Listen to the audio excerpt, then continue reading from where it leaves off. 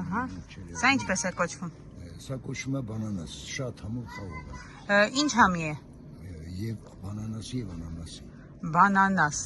Այսինքն բանան եւ անանաս։ Երկուսը կարող ենք փորձել։ Հա, կարեք, ոչ։ Փորձել հասկանալ։ Հիմա գնանք սեղանի մոտ դրանք։ Սիրելի տևորդներ, մեջը ամբողջությամբ սպիտակ, մաքուր Պտղամիս է։ Պտղամիս է։ Չգիտեմ, այսպես կերևա, ահա, կարող եք տեսնել։ Ու կորիզներ չկան։ Ամերիկյան քիշմիշ է, չկան անկուրից խաղող է։ Տեսեք, սա քիշմիշ ավատարն է։ Հիմա կտրեմ նայեք։